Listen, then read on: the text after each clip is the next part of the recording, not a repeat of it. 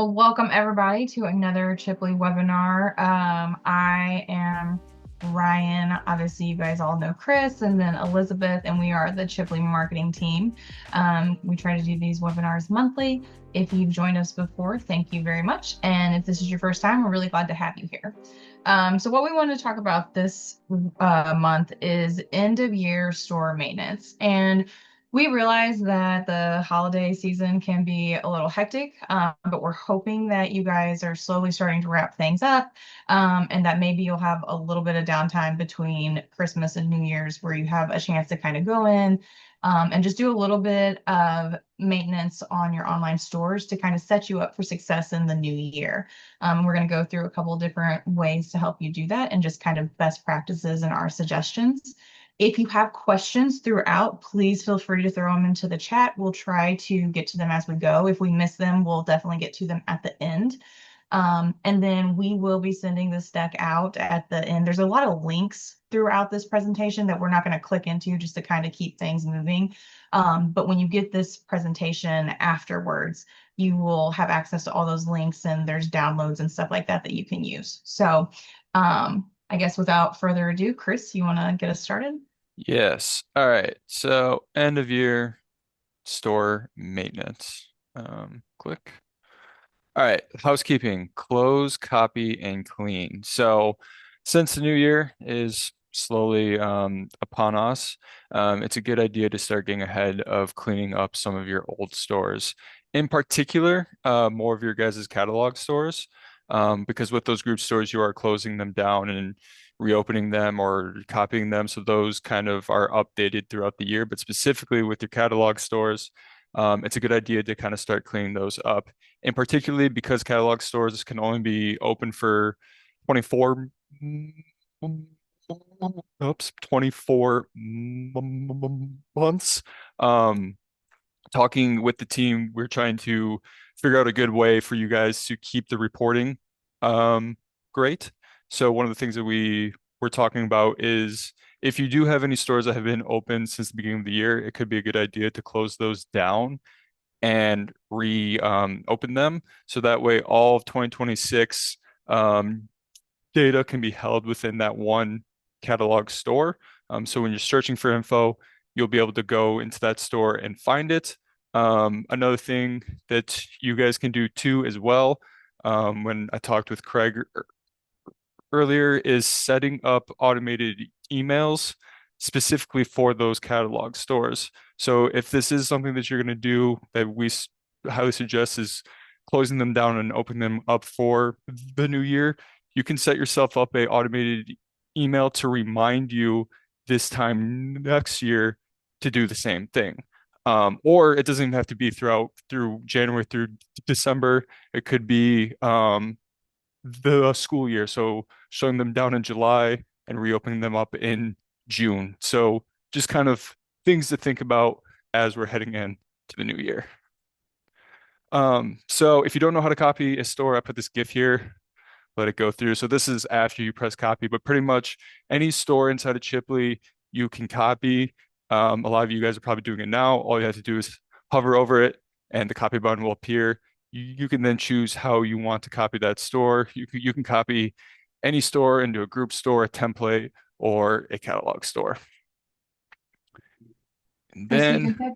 Oh, we yep, got a question. What happens to e-codes and catalog stores if we close the stores down and reopen them for 2026? yes, you will have to export those codes and re upload them into your new store. There is a great help article in the help page on how to do this, but you can also reach out to the team and they'll show you how to do that pretty quickly. So it's not that hard to do. Um, so yeah, cool. Another thing to do is kind of look at your guys' pricing. So a lot of the vendors are going to start to update their pricing at the beginning of the year. And one thing that you guys can do to make sure you guys are still offering the correct pricing is utilize Chipley's auto pricing.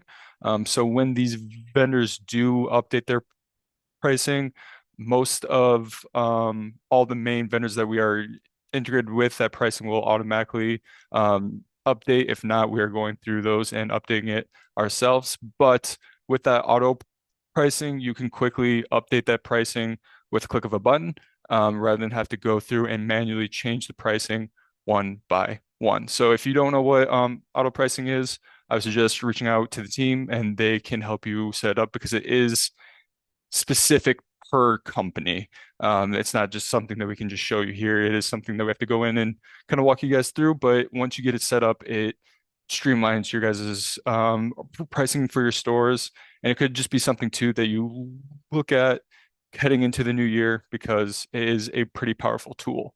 Another thing too is updating your guys' templates. So if you are using your own templates and you have any sort of custom pricing on there, you'll want to be double checking that to make sure it's still aligning with what the pricing is for those products. Because if they do update it, you just want to make sure that you're keeping yourself whole. And lastly, implementing or updating handling fees.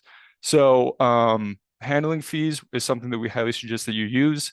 They're pretty much everywhere now charges some sort of convenience fee. So, it used to be like you were shocking the customer at the end when they saw the handling fee, but it's pretty regular now that most places have some sort of handling fee. The good thing is our Chipley fee is not charged on that, so it's a good way to recoup back some of the costs of doing an online store.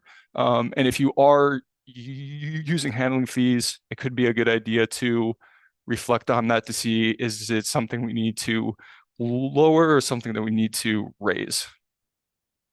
And then lastly, on the store side, is refreshing your product offerings with all these vendors updating the pricing. They're also going to be coming out with tons of new products.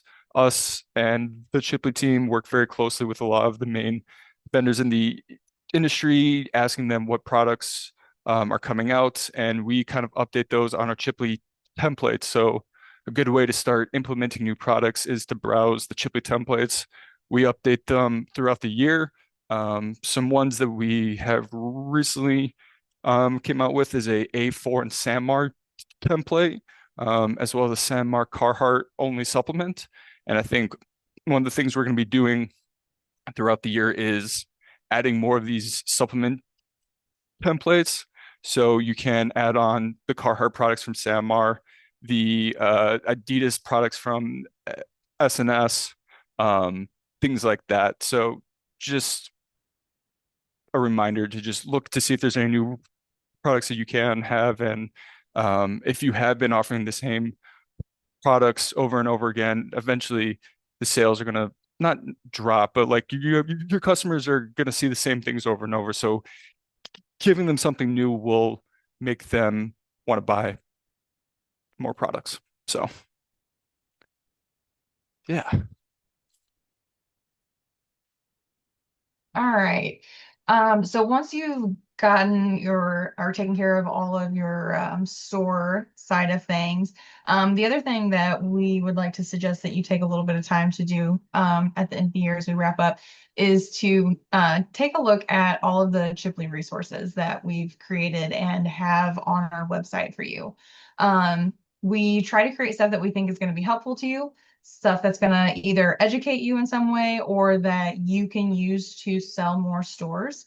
And so one of the first things that we have on the website that we think is useful for you guys are our sample stores. And so our sample stores, not only do they show you different ways that you can brand different stores, they also show you kind of different ways that you can organize them as well.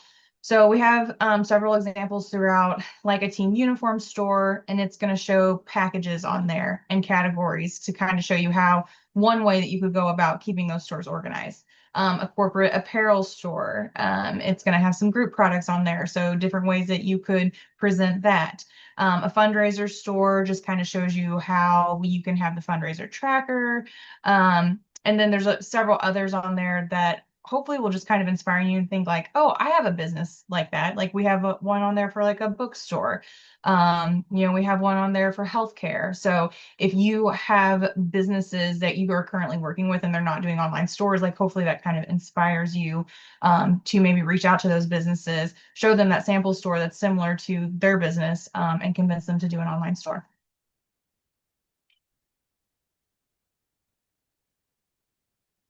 The next thing is the Chipley blog. We suggest that you subscribe to it. If you subscribe to it, you're going to get one email on Thursday morning every week. So it's nothing too crazy. It's not going to clutter up your inbox. And it's great insights, or at least what we feel is great insights about Chipley and just online stores in general, and how you can use them to increase your sales and grow your business. Some of the blog posts that we've linked here creative uses for specific features. So like when we release something new, like we released group products earlier this year, and we have a blog post on different ways that you can utilize those within your stores to help you think outside the box with those.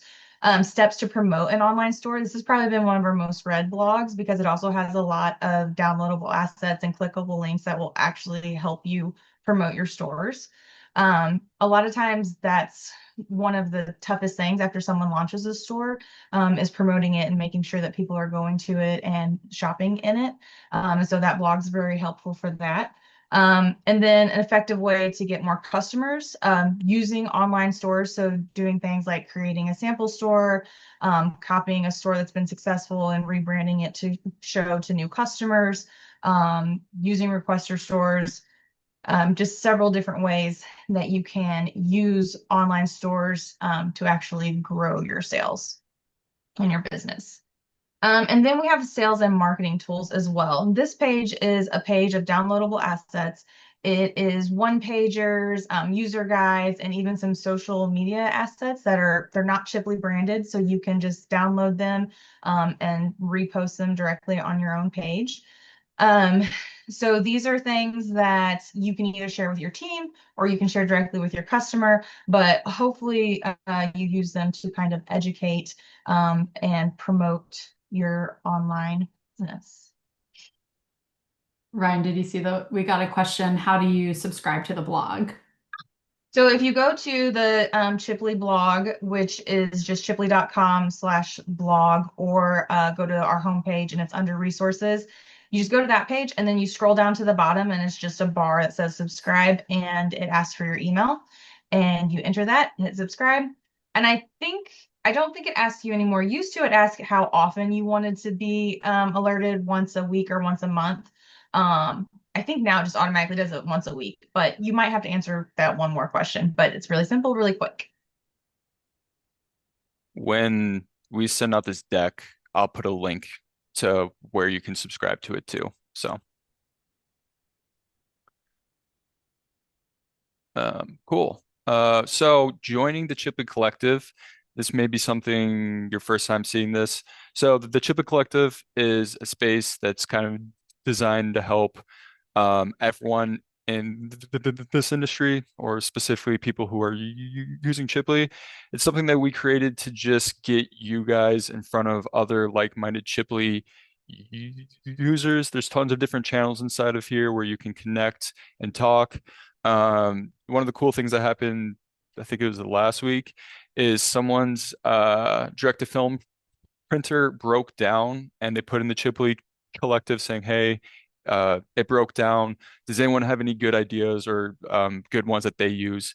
And there's a list of like 5 or 6 people that came in there and said the ones that they use and why they like it.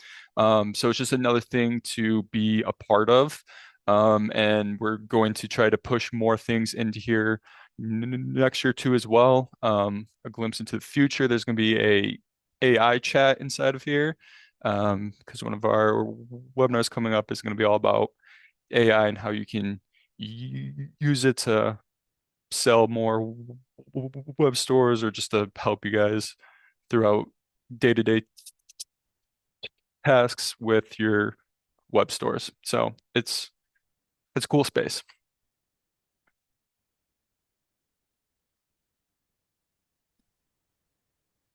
Great.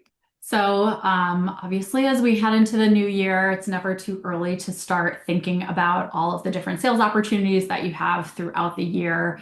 And, maybe that's reaching out to your existing customer base to remind them about stores you've done in the past, make sure you secure that repeat business up front, or, new ways that you can either expand your customer base or expand your business within your existing customers, by pitching new stores, new store ideas.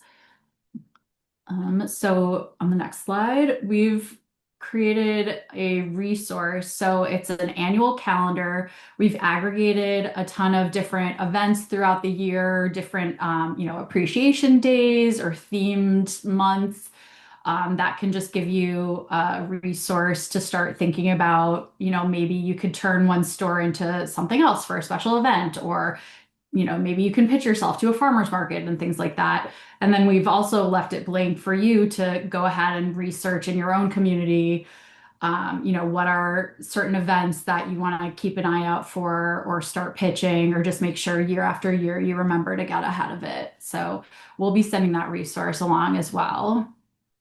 And then on the next slide, we've compiled a few different ideas for summer and spring events. So summer, there's a ton of outdoor festivals, farmers markets, reunions, lots of corporations do fundraisers and different events at that time of year.